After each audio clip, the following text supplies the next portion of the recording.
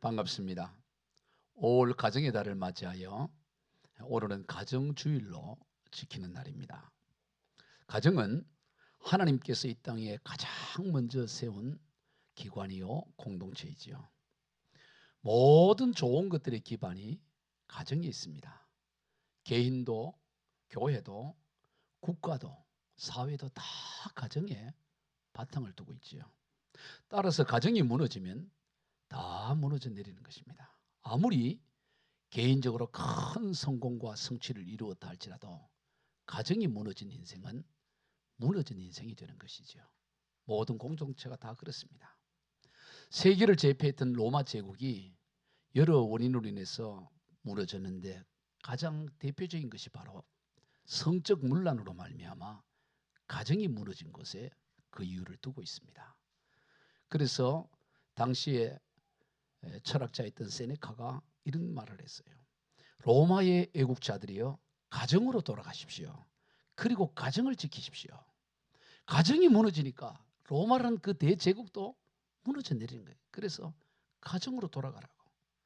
가정을 지키는 것이 나라를 지키는 것이고 애국이라고 외쳤던 것입니다. 여러분, 가정을 잘 돌보는 것이 교회를 돌보는 것이고요. 가정을 잘 지키는 것이 교회를 지키는 일이고 하나님 나라를 세워가는 것입니다. 그래서 사단 마귀는 가정을 무너뜨리려고 하는 거예요. 처음 사람 아담일 때 와서 유혹할 수도 있었잖아요. 그런데 아담이 하와를 맞아요 가정을 세운 이후에 유혹을 하여 무너뜨리는 것입니다. 마귀의 초점은 어디에 있느냐? 개인에 무너뜨리는 데 초점이 있는 것이 아니고 가정을 무너뜨리는 거예요. 가정이 무너지면 개인도 무너지고 사회도 무너지고 모든 것이 다 무너져 내리기 때문에 마귀는 어디에 그 불화살을 쏘고 있느냐? 가정에 불화살을 쏘서 가정이 무너지도록 하는 데 있다는 것입니다.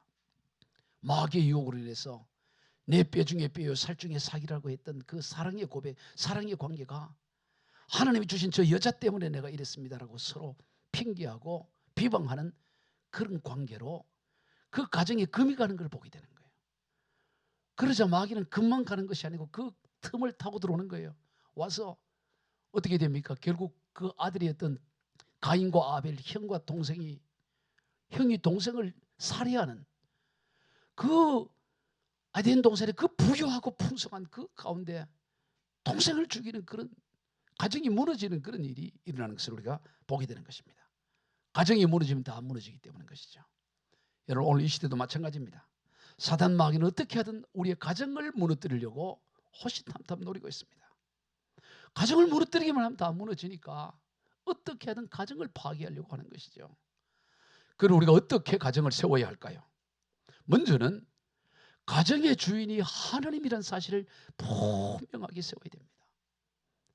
오늘 본문 1절 읽어봅시다. 시작. 여호와를 경외하며 그의 길을 지키는 자마다 복이 있도다.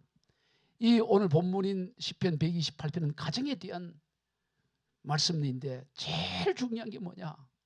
2절, 3절, 4절, 5절, 6절까지 그 복을 누리는 그 키가 어디에 있느냐?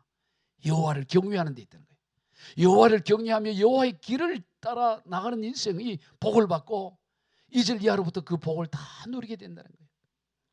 이 무너지는 사탄은 어떻게든 가정을 무너뜨리려고 하는데 이 가정을 어떻게 세울 것이냐? 이 가정의 주인이 하나님이시다. 여호와를 경외한다는 것은 하나님을 주인으로 삼는다는 것입니다.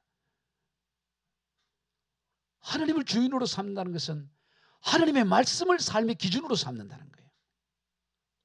오늘 어느 공동체나 무너지는 이유가 기준이 없기 때문이고 기준이 있다고 하더라도 희미하기 때문이고 또 기준이 이렇다 저렇다 약하거나 또 잘못되거나 다 기준에 문제가 있는 기준에. 여러분, 오늘 왜 가정을 무너지고 있습니까? 왜 가정을 원수마귀로 무너뜨리려고 합니까? 기준을 흔드는 거예요. 그 기준이 하나님의 말씀이고 하나님의 기준이 돼야 되는데 각자 자기의 속인에 오른 대로 세상 풍조대로 각자 자기세로 살다 보니까 기준이 없어지니까 혼란스러워. 마치 사사시대와 같습니다. 성경에서 가장 혼란한 시대가 사사시대인데 사사시대의 그 원인이 어디 있느냐? 왜 사사시대에 이렇게 혼란하고 무너졌느냐? 사사기는 총 21장으로 이어졌고 마지막 절이 25절이에요. 사사기 전체를 결론을 내주면서 왜 가정이 무너지고 사사시대에 왜 이렇게 혼란했느냐? 거기에 대해서 이렇게 말합니다. 25절 시작. 그때에 이스라엘에 왕이 없으므로 사람이 각기 자기의 소견에 옳은 대로 행하였더라. 각자 자기 좋은 대로, 자기 판단대로, 자기 생각대로 행하다 보니까 이 혼란이 오고 사사시대가 접어들었다는 것입니다. 오늘 이 시대도 마찬가지예요. 하나님을 왕으로 삼지 않고 하나님의 말씀이 기준이 되지 않으니까 혼란스럽고 각자 자기 판단에 옳은 대로 자기 소견대로 하다 보니까 혼란스러워지고 기준이 없어지니까 무너져 내리는 것을 보게 되는 것입니다.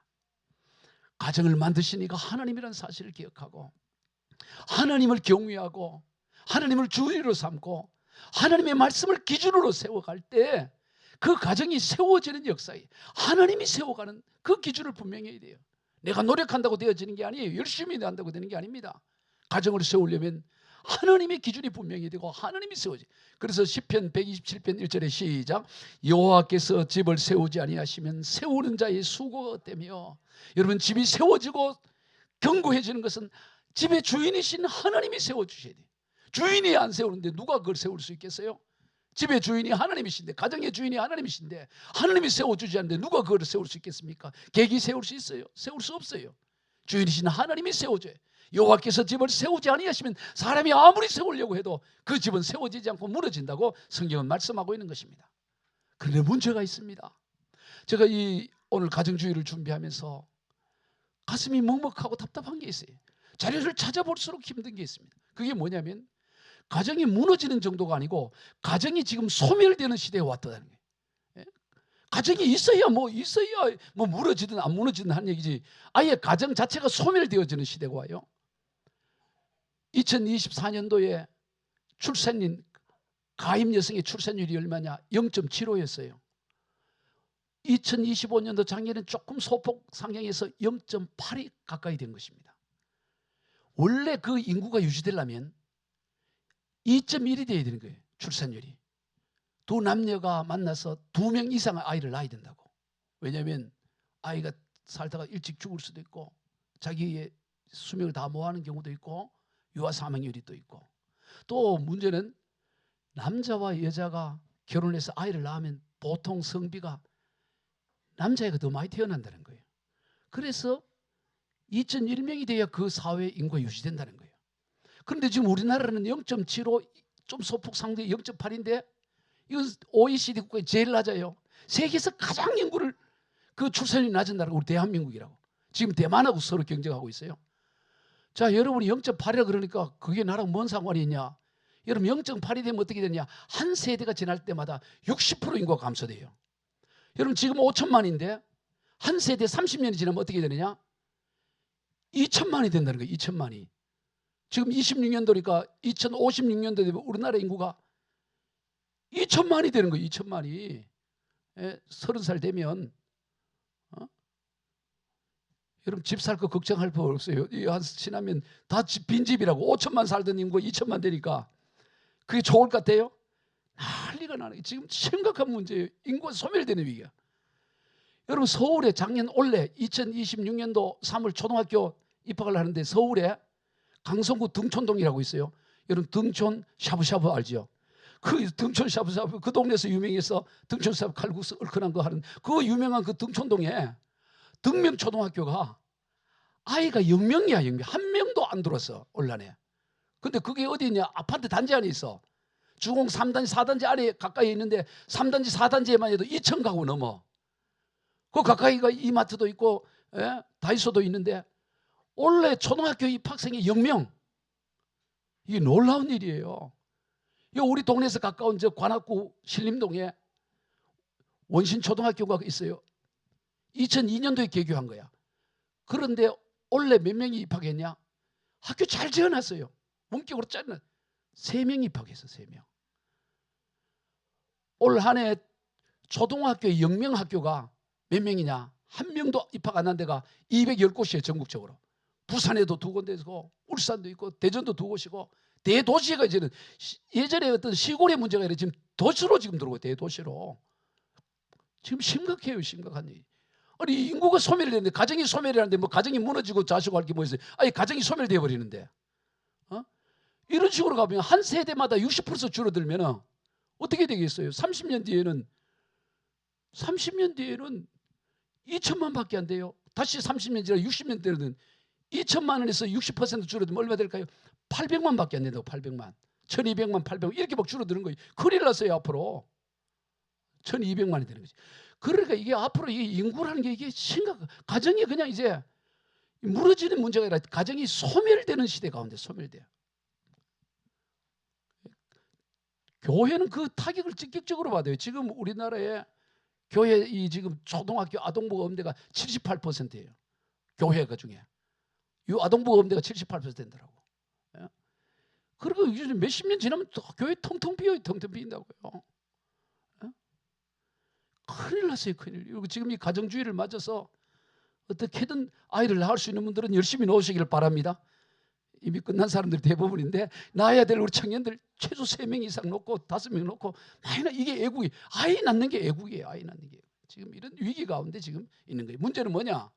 교회로 왔을 때 이 아이들이 신앙으로 잘 양육을 하는 게 또 중요하잖아요. 이제 별로 없다 보니까 예수를 믿고 안 믿고 그리스도인이고 비그리스도인이고 떠나서 지금 아이가 워낙 귀하다 보니까 아이가 이게 지금 성경적으로 잘 가르치기가 어려운 거예요. 아이가 하나님 자리에 앉아요. 아이가 주인이 되는 시대가 와요. 그러니까 양육이 정말로 성경적으로 잘 양육이 어려운 시대가 오고 있다. 애들 원하는 게 기준이 되어버리니까. 제가 아는 친한 우리 집사님은 종종 저한테 그 얘기해요. 저는 우리 집에서 서열이 5번째입니다. 식구가 4명인데 자기는 5번째래. 첫 번째가 누구냐? 딸이 첫 번째고 아들이 2번째고 3번째 자기 부인이고 4번째는 해피가 4번째고 강아지가 4번째. 자기가 5번째라는 거예요. 예? 큰일 났어요. 큰일 났어. 근무를 하다가 갑자기 연락이 왔어요. 빨리 장례식으로 오라고. 왜냐? 해피가 죽었다는 거예요. 그래갖고 막 급히 가다가 추돌 사고를 한 거예요. 추돌을. 이 외제차는 추돌을 한 거예요. 내려가고 정말 미안하다고. 제가 장례식을 빨리 가야 되다 그래. 그러니까 이 사람이 장례식 간다 그러니까 아유 그러냐고 가라 그래 보내주더래. 개 장례식 가는데 그래. 지금요 애들 대신에 지금 개가 애들 자리에 차리갖고 이 지금 심각한 시대에 가정이 무너지는 시대에 우리가 오늘 여기에 이르고 있다. 지금 몇치 안 되는 이 아이들 우리가 신앙적으로 잘 양육해야 돼요. 아멘. 정말 신앙적으로 한 아이가 일단 100을 감당하도록 해야 돼요. 100을. 그러려면 오냐오냐 키우는 게 아니에요. 하나님 말씀으로 철저히 키워야 된다고. 그러지 않으면 지금 한국교회 미래는 지금 암울한 거예요. 가만히 있으니까 이렇게 한국교회가 무너지니까. 그렇죠. 지금 초등학생이 없는데 애들이 없는데 어르신들 가면 끝나는 거지. 한 세대 지나면 더 심각하고 고령화 사회가 일어나고 있잖아요. 자, 우리 하나님 말씀 봅시다. 신명기 6장 5절 6절 시작. 너는 마음을 다하고 뜻을 다하고 힘을 다하여 내 하나님 여호와를 사랑하라. 오늘 내가 네게 명하는 이 말씀을 너는 마음에 새기고 내 자녀에게 부지런히 가르치며 집에 앉아 있을 때든지 길을 갈 때인지 누워 있을 때인지 일어날 때인지 이 말씀을 강론하며 애한테 계속 앉아 있을 때는 가르칠 때는 늘 말씀 가르쳐서 말씀에서 떠나지 않도록 애들 양육하라는 거예요. 애들 양육하라. 지금 애들도 없는데 이렇게 안 하면 어떻게 되겠어요 지금. 잠언 22장 6절 시작. 마땅히 행할 길을 아이에게 가르치라. 그리하면 늙어도 그것을 떠나지 아니하리라. 지금 이 가정주의를 맞이하여 지금 이 한국 사회와 한국 교회는 심각한 위기 가운데 있는 거예요. 가정이 아예 소멸되어 버린 이 위기 가운데. 그런데 오늘 우리가 이 아이들을 정말 하나님의 말씀을 누워있을 때든지 걸어갈 때든지 아들 말씀을 잘 양육하고 잘 키워서 그래서 하나님을 경외하는 가정이 되게 하고 이 믿음의 대를 이어가야 돼요. 믿음의 대를. 신앙의 대를 이어가야 할 게 이게 우리의 가장 중요한 사명이에요. 가정 무너지면 교회 무너지고 다 끝나는 겁니다. 하나님을 경외하는 가정에 대한 하나님의 축복의 약속이 있어요. 너희가 하나님을 경외해라. 그러면 내가 복을 주겠다. 네 가정 축복을 하는데 그 첫 번째 복이 뭐냐? 2절 같이 보자. 시작. 네가 네 손이 수고한 대로 먹을 것이라. 내가 복되고 형통하리로다. 우리가 하나님을 경외할 때 어떤 일이 나냐? 수고한 대로 먹는 일이나. 수고한 대로. 여러분 사람이요, 내가 수고한다고 다 먹는 게 아니에요. 열심히 수고했지만 결과물이 없는 경우들이 허다합니다. 여러분 농부가 시골에서 농사 짓는다고 열심히 짓는다고 해서 가을에 다 풍성한 열매를 거두는 게 아닙니다. 큰 홍수가 나서 다 쓸어가 버리면 아무리 봄에 열심히 일찍이 씨를 뿌리고 여름에 땀을 흘려도 그냥 태풍이 와서 쓰러지면 무너지는 거예요. 오늘 우리의 인생도 마찬가지입니다. 우리 인생 가운데 태풍이 몰려오면 내가 열심히 하고 수고하고 밤낮 애를 써도 그것을 먹지 못하는 결과에 이르게 되는 거예요. 그러나 하나님이 약속하는 거예요. 너희 가정이 네가 하나님을 경외하고 하나님을 너희 인생의 주인으로 삼고 하나님의 말씀을 너 기준으로 살아가면 내가 너의 수고를 헛되지 않게 하겠다. 네가 수고한 걸 먹도록 내가 만들어주겠다고 약속하고 있는 것입니다. 학개서 1장 6절 한번 봅시다. 시작. 너희가 많이 부릴지라도 수확이 적으며 먹을지라도 배부르지 못하며 마실지라도 흡족하지 못하며 입어도 따뜻하지 못하며 일꾼이 싹을 받아도 그것을 구멍 뚫어진 전대에 넣음이 되니라. 제가 이 학개서 1장 6절 이거 읽다가 그냥 모든 거 다 접어두고 신학교 갔어요. 이 학개서 1장 6절은 저랑 아주 친해요. 아주 저랑 둘이 친한데 어떻게 친하냐. 제가 이거를 전체를 가면서 있다가 가슴이 막 뚫려가지고 그냥 다 접어요. 왜냐?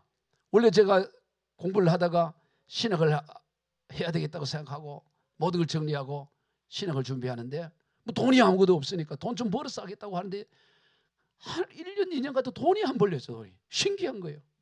돈을 어떻게 하면 잘 벌까? 일반 정규 회사 에 가면은 그 처음부터 사원부터 대리까 시간도 너무 걸리고 월급도 작고 빨리 많이 벌 수 있는 게 뭘까 보니까 학원 강사면 돈 벌게 돼. 학원 강사. 그래서 학원 강사를 해서 빨리 돈 많이 벌어서 신학하려고. 그런데 다른 사람들과 비교할 때 월급은 받는데 이게 안 쌓여. 항상 마이너스예요. 마이너스. 우리 사모님이 뭐 허튼 데 쓰는 것도 아니에요. 근데 항상 마이너스. 왜 이렇게 마이너스가 왜인가 봤더니 이게 수고와 노력과 열매 사이에 뭐가 있어야 되냐? 하나님의 은혜가 있어야 되는 거예요. 하나님의 은혜가 없으니까 뭐예요? 네가 많이 뿌리고 수확하고 뭐 해도 구멍 뚫어진 전대야. 없어. 네 노력한다고 부자 되는 게 아니야. 제가 그 노력할 이유도 뭐냐면 내 잘 먹고 살려고 한 게 아니고 맨날 우리 그 목사님이 신학생 때 굶었던 이야기 하더라고. 점심시간에 뭐 수돗물 마셨다고. 그래서 내가 나 좀 더 돈 벌어서 학교 앞에다가 집도 널쩍해서 굶는 친구들 닭백숙이라도 해주고 그러려고 좀 이렇게 하려고 했는데 뭐 친구고 뭐고 나도 지금 뭘 사고 그래가지고 접어버렸어요. 접고 그냥 신학을 여기 오게 바로 목회를 했어요. 하던 일을 그만두고. 여러분 오늘 우리가 수고하고 열매를 수고하면 열매를 거두는 게 아닙니다. 수고와 열매 사이에 하나님의 은혜가 있는 줄로 믿으시길 바랍니다. 하나님의 은혜가 있어야 수고한 것 열매를 거두는 거지 하나님의 은혜가 없으면 아무리 수고해도 하나도 못 거둘 수 있는 게 인생인 거예요. 하나님의 은혜. 너가 하나님을 경외하고 하나님을 예배하고 하나님 말씀을 기준으로 삼으면 네가 수고한 대로 내가 먹게 해주겠다는 것이 헛수고되지 않게 하겠다. 열매 맺게 하시겠다고 주님은 약속하는 것입니다. 신명기 28장 12절 시작. 여호와께서 너를 위하여 하늘의 아름다운 보고를 여시사 내 땅에 때를 따라 비를 내리시고 내 손으로 하는 모든 일에 복을 주시리니 네가 많은 민족에 꾸어질지라도 너는 꾸지 아니할 것이요. 때를 따라 비를 내려야 때를 따라 하나님의 은혜가 내려져야 오늘 우리가 모든 하는 손일에 복을 받게 되고 나누어 줄 수 있는 인생이 되는 거예요. 그러면 늘 꾸어야 돼. 늘 마이너스 카드 돌려막기 해야 되고 하나님의 은혜가 임하시면 열심히 하는데 맨날 마이너스가 되는 거예요. 하나님의 은혜가 우리의 수고와 열매 사이에 있다는 사실을 기억해야 되네. 이것은 또한 하나님께서 우리가 수고한 대로 먹는다는 이 말씀 속에는 하나님의 악한 자들로부터 보호해 주시겠다는 말하는 거예요. 여러분이 아무리 수고하고 노력을 해도 악한 자들이 있어요. 악한 것들은 우리를 빼앗아가요. 우리의 열매를 도둑질하는 거예요. 여러분 지금 이란, 이스라엘, 레바논 막 전쟁 중이잖아요. 근데 아무리 열심히 해도 폭격으로 떨어져 버리면 그건 다 잃어가는 거 아니겠어요? 다 잃어버리는 거 아니겠어요? 전쟁이 일어나면 악한 것이 빼앗아요. 강도가 들어서 다 빼앗아가지고 여러분 이 땅에도 보면 영적인 강도들이 있어요. 우리가 수고하고 노력한 걸 빼앗아가는 악한 것들이 있습니다. 그런데 그것으로부터 하나님 보호해 주겠다. 네가 하나님을 경외하고 하나님 말씀을 기준으로 살아가면 너를 해하는 자를 해하지 못하도록 도둑으로부터 너를 내가 보호해 주겠다는 약속이 이 말씀 속에 있는 것입니다. 요한복음 10장 10절을 봅시다. 시작. 도둑이 오는 것은 도둑질하고 죽이고 멸망시키는 것뿐이요 내가 온 것은 양으로 생명을 얻게 하고 더 풍성히 얻게 하는 거예요. 도둑이 있다는 거예요. 여러분 우리의 인생을 도둑질하는 게 있어요. 우리의 건강을 도둑질하고 우리의 재물을 도둑질하고 우리의 인간관계를 도둑질하고 우리의 인생을 도둑질하는 도둑이 있다고. 눈에 보이지 않는 영적 도둑이 있다고. 이 도둑이 우리의 인생의 것을 빼앗아가는데 하나님을 경외하고 하나님을 말씀을 기준으로 살아가면 그 도둑을 멸하고 지켜주시겠다고 말해요. 신명기 28장 7절입니다. 시작. 여호와께서 너를 대적하기 위해 일어난 적군들을 내 앞에서 패하게 하시리라. 그들이 한 길로 너를 치러 들어왔으나 네 앞에서 7길로 도망이라. 네 것을 빼앗으려고 한 길로 쭉 이래 왔는데 내가 너를 대신하여 대적하니까 저들이 혼비백산돼서 7길로 갈기갈기 다 도망가고 걸음만 나살려라고 다 도망가게 해주겠다. 이게 하나님의 약속인 것입니다. 오늘 우리가 하나님을 경외할 때 우리의 대적들이 한 길로 왔다가 7길로 도망가는 줄로 믿으시길 바랍니다. 그래서 가정을 세우는 일, 하나님을 잘 경외하는 거예요. 우리 자녀를 어떻게 하면 우리가 보호할 수 있습니까?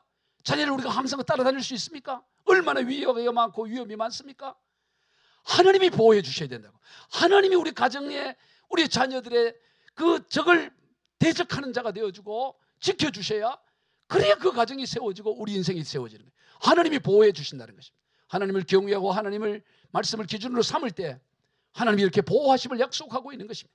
다음으로 하나님을 경외할 때 하나님께서는 풍성하고 화목한 가정의 복을 주시겠다고 약속하는 겁니다. 본문 3절 같이 읽어보시다. 시작. 내 집 안방에는 내 아내는 결실한 포도나무 같으며 내 식탁에 둘러앉은 자식들은 어린 감람나무 같으리로다. 하나님을 경외하면 너의 아내가 안방에서 결실한 포도나무, 얼마나 풍성하고, 이 성경에서 포도나무는 기쁨을 상징해요. 다 풍요와 기쁨을. 네 아내를 볼 때마다 너무 기쁘고 그 결실한 포도나무 같게 해주고, 네 자식들은 상에 둘러앉은 어린 감람나무. 그 이스라엘 가보면 감람나무가요 굉장히 오래서 200년, 300년, 500대는 감람나무가 있어요. 어린 감람나무에서 그 화목하고 풍성하게 하나님이 주시겠다고 가정의 화목을 약속하고 있는 것입니다. 여기에 보면 특별히 이 상에 둘러앉은 내 식탁에 둘러앉는 자식들은 어린 감람나무 같으리로다. 여러분, 이것이 바로 하나님께서 디자인하신 가정의 모습이에요. 가정, 어떤 가정을?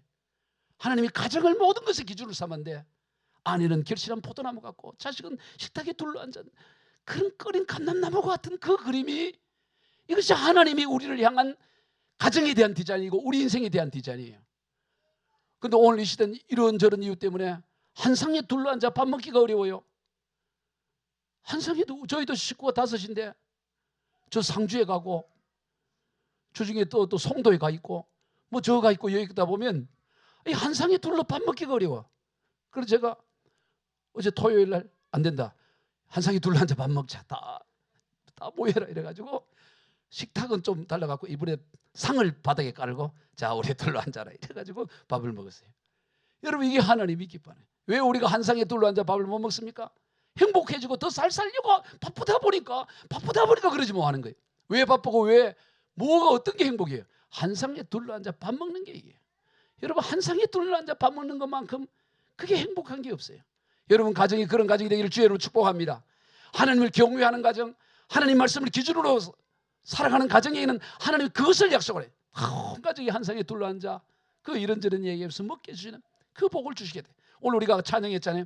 아침과 저녁에 수고하여 다 같이 일하는 온 식구가 한 상에 둘러서 먹고 마셔 여기가 우리의 낙원이라. 고마워라 임마누엘, 예수만 섬기는 우리 집. 고마워라 임마누엘, 복되고 즐거운 하루하루. 여러분, 어디가 낙원이에요?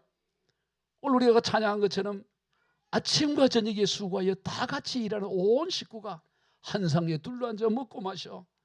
그러니 여기가 우리의 낙원이다. 여러분, 인생 대단한 걸 이루려고 하지 말아요. 우리 청년들 뭐 큰 성공이 어디 있어요? 다 고만고만해요. 어디에 목표를 두느냐? 하나님이 디자인한 이 가정, 한 상에 둘러앉아 하나님 예수를 고백하고 찬양하고 밥 먹는 거, 이게 귀하고 이게 행복이라는 것입니다. 이런 가정을 우리가 꿈꾸고 나가야 되는 것입니다. 아멘. 내 꿈이 어디에 있냐? 나는 아름다운 가정, 믿음의 가정 세우는 게 내 꿈이다. 누가 형제님은 꿈이 뭐예요? 이래 물으면 대통령이 되는 거예요. 되지도 않을 뿐만 아니라 그런 거 말하지 말고 나는 가정이 한 가정이 한 상에 둘러앉아서 먹고 마시고, 나는 그게 내 꿈입니다. 이게 소소한 것 같지만 이게 제일 중요한 거예요. 아멘. 대통령이 되고 총리가 되고 뭘 한들 한 상에 둘러지 않고 서로 이를 뽀드득 하면 그 뭔 의미가 있어요? 서로 둘러앉아갖고 서로 칭찬해주고 축복해주고, 이게 인생의 가장 복된 것입니다. 아멘. 그럴 때 그 가정으로부터 힘을 얻게 되는 거예요. 가정은 원동력이 되는 거예요. 세상 가운데서 이렇게 지치고 피곤하고 힘들어도 바로 그런 가정에서 함께 밥을 먹고 함께 교제 나눌 때 다시 원기를 얻고 힘을 얻어서 세상 가운데 나가 승리할 수가 있는 거예요. 누가 그런 가정이 되냐? 하나님을 경외하는 가정이 그런 거예요. 우리가 하나님을 정말로 경외하고 하나님의 말씀을 기준으로 삼으면 하나님이 그런 가정이 되도록 하나님이 창조 원리로 그렇게 해놓은 거예요. 어느 마을에요. 그 담을 사이에 두고 두 집이 살고 있는데 한 집에 늘 웃음꽃이 피어 하하호하고 늘 웃는데 한 집은 늘 싸우는 거예요. 늘 싸우는 거예요. 그 두 집을 봤더니 조건이 비슷해요. 그래서 이 싸우는 집에서 이 집을 찾아간 거예요. 둘이 친구 안에서 아니 여보, 자네는 어떻게 이렇게 그렇게 늘 웃는가? 늘 그렇게 늘 웃음꽃이 그래 피는가? 그랬더니 그 친구 하는 얘기야. 아, 이유는 간단하다네. 자네 집에는 의인이 다 집안이 의인이어서 그렇고 우리 집에는 전부 죄인들이 모여서 살고 있어 그렇다네. 이게 뭔 말인지 모르는 거예요. 그게 뭔 말인가 이랬더니 예를 들어 오늘 아침에 꽃병을 건드려서 거실에서 꽃병이 끼었다 쳤다고 치세요. 내가 꽃병을 탁 건드려서 깼어. 그러면 우리 집에는 어떻게 되냐면 아이고 내가 이 조심하지 못해서 꽃병을 건드려 이 귀한 꽃이 깼어 미안하다고 그러면 우리 아내가 아이고 여보 그렇지 않다고 내가 그 빨리 치워야 되는데 아이고 내가 그 빨리 안 치워갖고 미안하다고 우리 서로가 이게 죄인으로 서로 이래 하는데 자네 집에는 어떻게 하는가? 꽃병을 깨놓으면 왜 눈이 없나 발이 없나 왜 그거 눈이 보고 왜 했냐고 그러고 그 웬일은 먼저 안 치웠냐고 서로를 비난하고 판사가 되고 재판하니 그거 싸우지 않겠냐. 근데 우리는 서로 내 잘못이라고 사네. 그래서 그 친구가 그때 깨달아가지고 크게 회개를 하고 방배동 있는 교회를 열심히 다니며 아주 오래오래 행복하게 아들 셋 놓고 잘 살았다. 여러분 의인이 있으면 안 돼요. 의인은 가정은 따라서 가정은 옳은 말을 하는 것이 아니고 좋은 말을 하는 것입니다. 아멘. 왜 이래 저래 옳은 말 하는데 그거는 재판정에서 하는 거지. 재판사가 되려고 하는 거지. 여러분 판사가 되려고 하지 말아요. 교회도 그렇고 가정도 그렇고 판사가 되려고 그러지 말고 제사장이 되려고 그래. 상대의 허물과 죄와 아픔을 가지고 하나님 앞에 올려드리는 제사장이 되고 그를 살리는 제사장이 되려고 그러지. 판사가 돼가지고 판단하고 옳고 그러고 왜 그 교회와 가정에서 그런 일을 합니까? 좋은 말하면 좋아도 질 뿐만 아니라 오라도 져요. 근데 계속 옳은 말 해보세요. 오라도 안 주고 좋아도 안 주고 끝장나는 거예요 서로. 좋은 말 하기를 축복합니다. 좋은 말 하기 오늘도 가정이 나면 더 좋은 말하고 그래 살면 돼요. 그게 우리 신앙이라고. 그리고 마지막으로 하나님을 경외하는 가정이 하나님 주신 놀라운 복인데 그것은 뭐냐? 시온의 복을 누린다고 말하는 거예요. 오늘 본문 5절 같이 읽어봅시다. 시작. 여호와께서 시온에서 내게 복을 주실지어다. 너는 평생에 예루살렘의 번영을 보며 시온에서 복을 받는다. 시온의 복을 누린다. 이 시온이 뭡니까? 시온이라는 것은 예루살렘에 있는 예루살렘 한가운데 있는 작은 언덕이에요. 거기에 뭐가 있느냐? 성전이 있어요. 성전. 시온에서 복을 받는다는 것은 성전의 복을 받는다는 것입니다. 성전이 어떤 것입니까? 하나님이 거하시는 것을 말하네. 영적인 복을 받는다는 것입니다. 영원한 복을 받는다는 것입니다. 하나님을 경외하고 하나님 말씀을 기준으로 살아가면 너는 하나님으로부터 영적인 복을 받는데 이 복은 그저 너 당대만이 아니라 대대로 이어가는 영원한 복이 되고 그저 너의 영역뿐만 아니라 예루살렘까지 너의 집안뿐만 아니라 집안의 영역을 넘어서 예루살렘 더 넓은 영역으로까지 복을 누리는 것이 바로 이게 시온의 복이라는 것입니다. 너의 지경이 넓혀지고 너의 다음 세대로까지 아들의 아들까지 손자의 손자까지 보는 복을 누리게 된다고 말씀하고 있는 것입니다. 오늘 우리가 이 복을 누리게 되는 것입니다. 정말로 하나님을 경외하는 가정에 이 복이 우리 시온의 복을 누리게 돼요. 나뿐만 아니라 나의 영역을 넘어서 다음 세대까지도 갈프고 다른 영역으로까지 예루살렘 영역으로까지 나아가게 하는 거예요. 나아가게 하는 거예요. 이런 이 시온의 복을 보여주는 가정이 이 사무엘상 1장 2장에 나오는 그 엘가나와 한나의 가정을 봐요. 엘가나는 한나와 이게 잘 살고 있는데 한나가 아이를 낳지 못하네. 그 고대 사회에서 아이를 출산하지 못한다는 것은 수치고 정말 저주로 여겨지는 거예요. 엘가나가 그 한나에게 늘 그 힘들어하니까 여보 내가 10아들보다 낫지 않소 하면서 위로해줘요. 그래도 그게 위로가 안 되는 거예요. 위로가. 왜 위로가 안 되느냐? 엘가나가 첩을 뒀는데 분인나라는 첩은 애를 너무 잘 놓는 거예요. 정말. 그 애 못 놓는 건 한나 탓인 거지. 쑥쑥 잘 놓는데 한나는 못 놓으니까 또 분인나가 눈을 쭉 쳐들고 애도 못 놓는 게 하면서 밤만 쳐든다고 저 그러니까 이게 지금 한나가 너무 힘들어요. 너무 힘들어. 내가 울고 힘든 거예요. 그래서 이 엘가나가 사람이 좋아요. 너무 그렇게 마음 상하게 하지 말고 내가 10아들보다 여러분 고대 사회에 그런 말 할 사람이 누가 있어요? 자기가 10아들보다 낫다고 그렇게 표현을 해요. 그럼 위로가 될 거 아니겠어요? 애는 못 낳아도 몸매는 살아있을 거니까 분인나보다 나을 거 아니야. 몸매로 승부할 수 있잖아요.